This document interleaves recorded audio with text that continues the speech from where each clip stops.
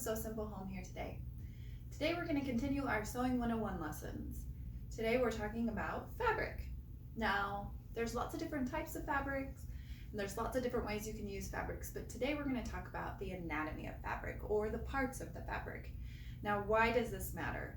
When you're going to the store to purchase fabric, when you're figuring out what pattern or what project you want to make, the anatomy of fabric is important because it helps you know how to place your fabric so that you cut out your pattern correctly, so that you get the right amount of fabric for your project, and so that everything comes out the best that it can.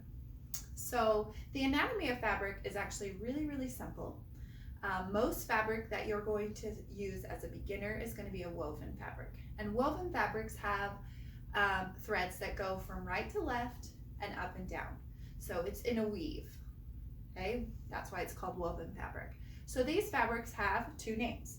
The first one, for the fabric that goes from right to left or left to right, we call that weft. And the easiest way to remember weft is it goes from weft to right. It's kind of silly, but it always seems to work.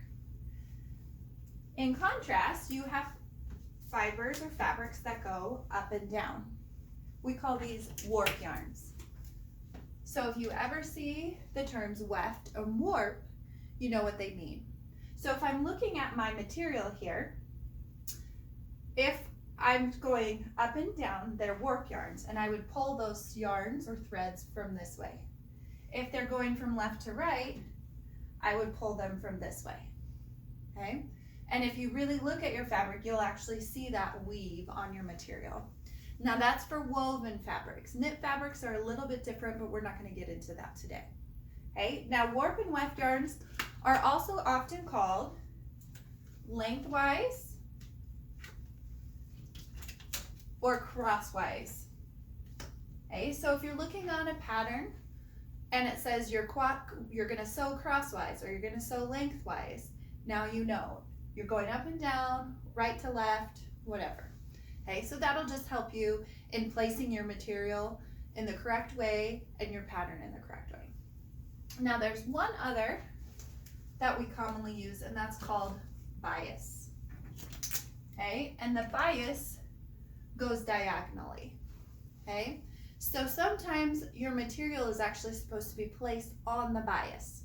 So you're actually supposed to turn it, or your pattern should be turned so that the grain line is bias cut.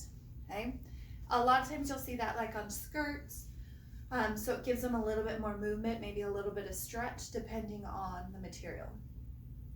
But those are just some important terms to know. Okay, a few others. Your material on this side, you'll see on most material you're going to have this kind of white, sometimes it's a different color, usually has words for whoever designed the material. Sometimes it'll have, like on this one, you can kind of see, hopefully, it has little circles with numbers and colors. That's helping you know what yarn colors you can match. But we call that the selvage. The selvage side is actually the side that is held on the machine as it goes through to be printed, the fabric. It usually has little holes, you'll see, and it's a finished edge, so I can't really pull any threads from my selvage. Okay, some selvages don't have words, especially on knit fabrics, but you can still see the holes, so you know that's your selvage side. The opposite side, it's either going to be at the top, in this case you can see a little better, or the bottom, and you can see I'm pulling some threads off. We call that the raw edge. And the raw edge is a term that's used quite often in sewing. You're going to sew on the raw edge, or you're going to cut the raw edge, or whatever. So you want to know what your raw edge, but if you're going to the fabric store, the raw edge is the side that they're actually cutting with the scissors. So that helps you know. You'll have two raw edges, one at the top and one at the bottom. Okay, and then the opposite side, we have our selvage, our raw edge, and then this side over here is our folded edge. Okay, so this is where the fold is in our material. Now the fold matters because in some patterns you want to put your pattern up against the fold. It doesn't necessarily have to be this fold specifically, but it needs to be on a fold of the fabric. And in another lesson, when we talk about pattern layout, we'll talk about the fold a little bit more. But just for this lesson, you'll know the fold is on this side. The material is actually folded in half. The last two terms you want to know are used all the time, especially when you're sewing. You need to know what the right side and the wrong side of your fabric is. Now, on this particular pattern, it's easy to find the right side of the fabric because the right side is the side that has the design. So this is considered the right side of the fabric. The wrong side, I pinned it here, but if I just pull it up, you can see this is the wrong side of the fabric because the design isn't as present. You can't see it as well. I can't think of a good word for that, but you just can't see the design. So that's the wrong side of the material. So when you're cutting out your project, when you're sewing your project, you want to know what's the right side and what's the wrong sides, because oftentimes they'll say put them right sides together or put them wrong sides together. So it's an important thing to know. Another thing that's important to know when it comes to fabric is if it's a directional print, if it's a non-directional, if it is a yarn dyed print.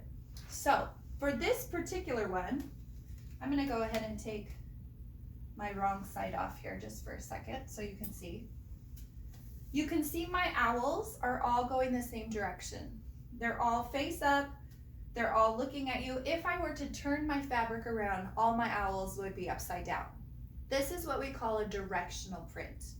So that is important when you're cutting out your pattern. You want to know what direction your fabric goes or if it has a direction.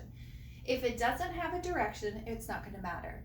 If it does have a direction, it matters. I have made pajama pants before where I was trying to save on fabric and I cut one of the pant legs this way and I had the other one upside down. So when you wear the pants, one pant leg, the owls are the right way, and the other pant leg, the owls are upside down. You don't want that, especially if you're sewing for a customer or a client. So directional print does matter. Let me show you some other examples. This material here is a non-directional print. You can see on it, we have all these different flowers. They're all going different directions. I could turn the fabric this way, cut out my project. I could turn the fabric this way, cut out my project. It really wouldn't matter. I could put it on the bias. It's still gonna look good, okay? So direction does matter. This one, this particular fabric is also a printed fabric. So you can see the difference. Let's fold that. You can see the difference in the design on the front and on the back, okay? This particular fabric is a yarn dyed fabric. Yarn dyed means that the yarn specifically, you can hopefully see these. Get up a little closer. These are red. If I kept pulling and got to the place where there's white, I'd have white yarn or white threads.